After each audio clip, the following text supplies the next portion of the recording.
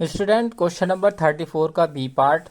To pipes together can fill a tank in 15/8 hours. दो pipe हैं जो कि एक साथ अगर चलें तो वो टैंक फिल कर देंगे 15/8 आवर्स में। The pipe with larger diameter takes 2 hours less than the pipe with smaller diameter to fill the tank separately. लेकिन अगर उनसे सेपरेटली टैंक को फिल कराएं तो जो लार्जर डायमीटर वाला है वो 2 घंटे कम लेगा स्मॉलर डायमीटर वाले पाइप से।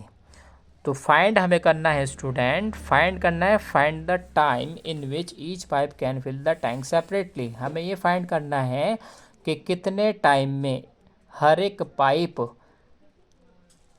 टैंक को फिल कर सकता है। तो स्टार्ट करते हैं हम। तो सबसे पहले मान लेता हूँ let the pipe with smaller diameter with smaller diameter fills the tank alone in x hours। मान लेते हैं जो स्मॉलर डायमीटर का जो पाइप है वो टैंक फिल करेगा x आवर्स में। सिमिलरली स्टूडेंट्स हम लेट कर लेंगे, let for larger diameter. Larger diameter के लिए हम क्या कहेंगे, वो कितनी देर में फिल कर रहा है, तो हम कह देंगे वो कर रहा है x-2 आवर्स में। अभी x-2 क्यों लिखा है, क्योंकि टोटल आवर्स तो 2 है ना। तो स्मॉल वाला जब x ले रहा है, सॉरी इस जो स्मॉल वाला जो डायमीटर वाला पाइप है वो x आवर्स टाइम ले रहा है। तो मैंने बताया था आपको कि जो बड़ा वाला डायमीटर वाला पाइप है वो 2 घंटे कम लेगा छोटे वाले से। तो छोटा वाला जब x ले रहा है तो बड़ा वाला x-2 लेगा। ओके, तो हम लिखेंगे यहाँ पे in 1 hour, in 1 hour the pipe with the smaller diameter can fill 1/x parts of the tank। तो 1 घंटे में छोटा वाला डायमीटर वाला पाइप 1/x पार्ट फिल कर रहा है। सिमिलरली जो लार्जर डायमीटर वाला होगा, larger diameter pipe fill 1/x-2 parts of the tank,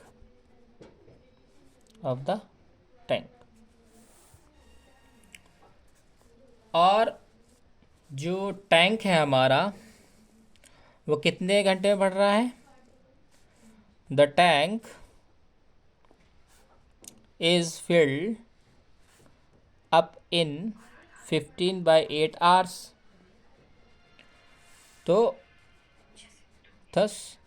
1 hour में कितना होगा, the pipe fill 8/15 parts, reciprocal हो गया, ऑफ द टैंक।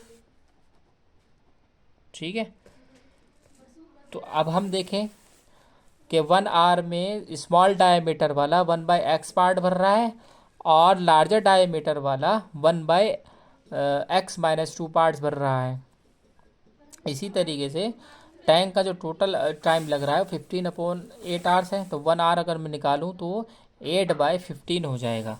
अब सारे 1 आवर, ये भी 1 आवर के लिए है, वे भी 1 आवर के लिए आ गया। 1 आवर में कितना भर रहा है वो भी हमने ले लिया। तो इन सब का हम क्या कर देंगे, इन तीनों से हम क्या बना लेंगे, एक इक्वेशन बन जाएगी हमारी 1/x plus 1/x-2 equals to 8/15। Okay student, यहाँ पे वही करेंगे, एलसीएम ले लेंगे पहले।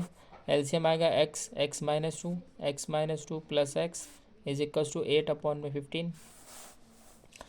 तो स्टूडेंट्स ये क्या हो जाएगा, यहाँ पे क्रॉस मल्टीप्लाई कर देंगे तो 15 2x-2 equals to 8x² -16x। Cross multiply direct कर दिया, यहाँ पे x² आता, x² की 8 से करेंगे तो 8x², यहाँ पे आता -2x की जब हम 8 से करेंगे तो आ जाएगा 16x माइनस के। ओके स्टूडेंट्स, इसके बाद हम इसको फर्दर सॉल्व करेंगे तो ये आ जाएगा 30x - 30 is equals to 8x² -16x। तो फाइनल इक्वेशन आएगी 8x² -14x + 30 is equals to 0। Students आप यहाँ पर देख सकते हैं कि यहाँ पे क्या कॉमन आ रहा है स्टूडेंट्स, यहाँ पर 2 कॉमन आ रहा है, तो हम 2 कॉमन ले लेंगे, यानी कि इस पूरी इक्वेशन को 2 से हम डिवाइड कर देंगे तो हमारी इक्वेशन आएगी 4x² -23x + 15 is equals to 0। जैसा हमने पिछले क्वेश्चन में किया स्टूडेंट्स, यहाँ पर क्वाड्रेटिक इक्वेशन का फॉर्मूला लगा देंगे जो कि हमारा होता है x equals to -b + -√b² - 4ac/2a, है ना। तो यहाँ पर हम रख देंगे -b कितना है हमारा 23, माइनस प्लस हो जाएगा, प्लस माइनस रूट b का स्क्वायर करेंगे यानी कि इसका तो हो जाएगा 529 माइनस 4ac, 4 × 4 16, और c ये हमारा 16 की 15 से मल्टीप्लाई करेंगे आ जाएगा student 240।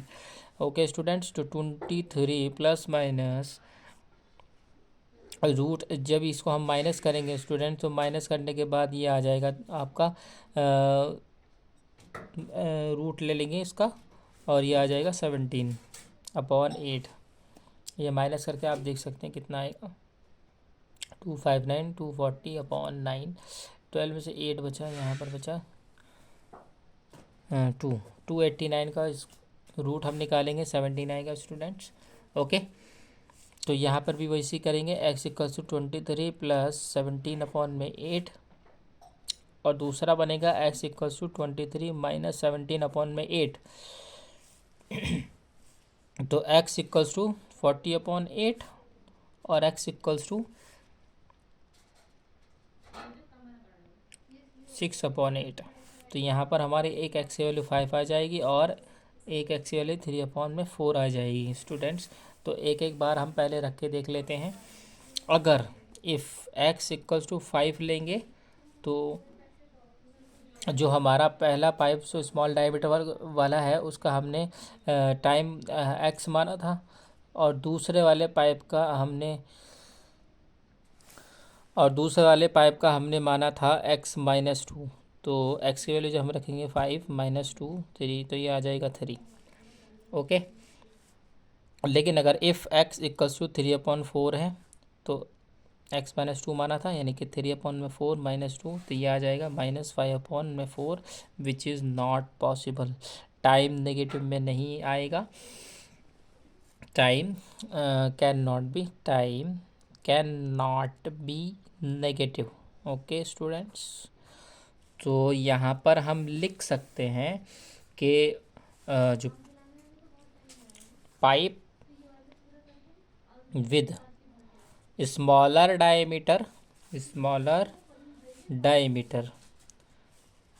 can fill tank 5 hours में वो फिल कर देगा, और पाइप विद लार्जर डायमीटर वो आपका फिल करेगा 3 hours में।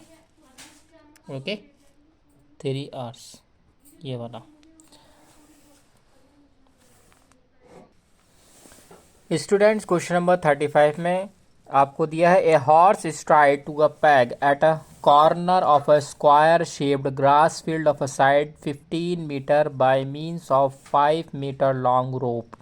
यानी कि आपको ये एक स्क्वायर दिया है, एक गार्डन समझ लीजिए इसको, और इसकी जो लेंथ है गार्डन की 15 मीटर है, चारों तरफ से एक साइड 15 मीटर है, और कह रहा है कि एक जो हॉर्स है उसको बांधा हुआ है एक 5 मीटर लॉन्ग रोप से।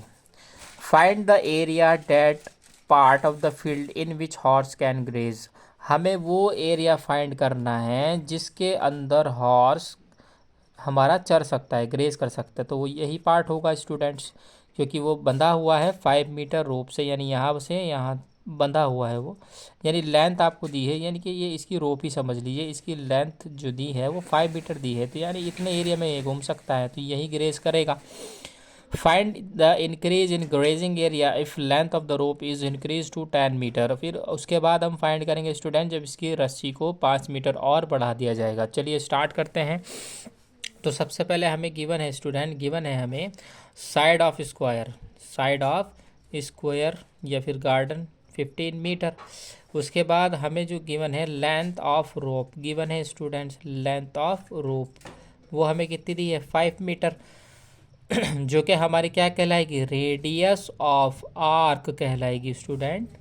ओके, यानी कि ये जो आर्क बन रहा है हमारा, इसकी रेडियस भी 5 ही रहेगी, क्योंकि जो रस्सी की लेंथ है वही रेडियस है। फिर हम निकालेंगे area of part of field in which horse can graze.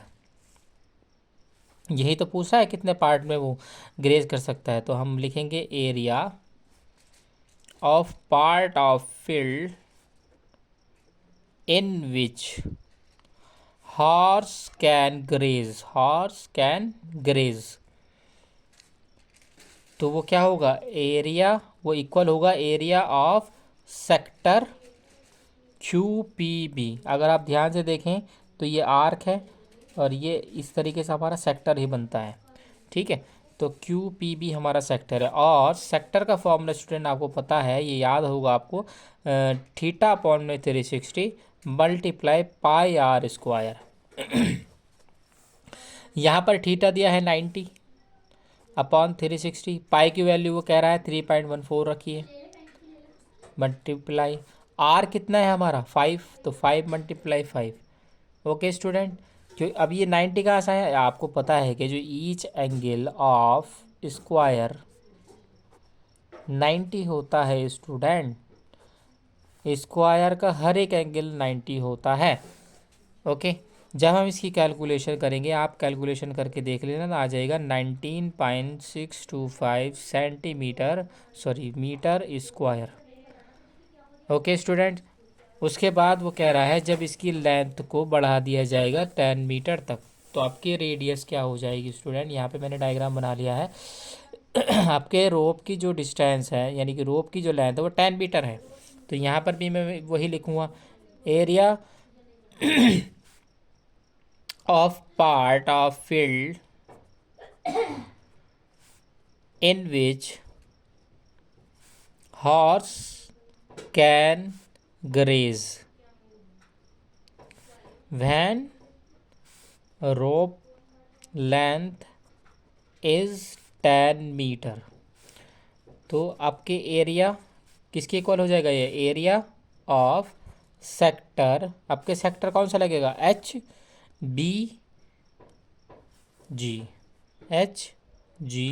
ये सेक्टर हो गया।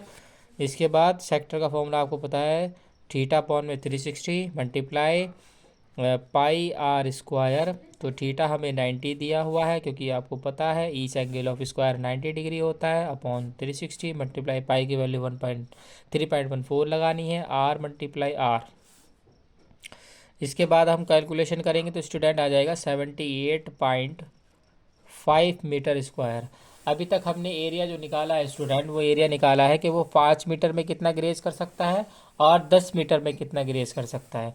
अब हम निकालेंगे कितना एरिया इंक्रीज हुआ, मतलब पहले वो यहाँ से यहाँ तक चल रहा था, उसके बाद जब हमने डिस्टेंस बढ़ा दी तो वो यहाँ तक जा रहा है, मतलब फॉर एग्जांपल वो मान लीजिए यहाँ तक चल रहा था पहले, है ना, तो अब यहाँ चल रहा है, तो कितना बढ़ा, यानी बीच का निकालना है हमें, क्या निकालना है, बीच का एरिया निकालना है। समझिए आप, बीच का एरिया, ये रफली बना रहा हूँ मैं, आपको करना नहीं है, ये वाला एरिया निकालना है, यानी कि बड़े वाले सेक्टर में से मैं छोटा वाला सेक्टर जब माइनस कर दूंगा तो मेरा आंसर आ जाएगा, यानी कि इंक्रीजिंग एरिया हम लिखेंगे equals to area of sector HGB minus area of sector QBP। Okay, तो 78.5 मेरा आ गया था, माइनस दूसरा वाला मेरा आया था 19.625। ओके, इसको माइनस करेंगे, हमारा फाइनल आंसर आ जाएगा student 58.875 metre square. Okay students, यहाँ पर हमने सेक्शन डी समाप्त कर लिया है। अब हम नेक्स्ट वीडियो में पढ़ेंगे सेक्शन ई के बारे में। Okay, thank you.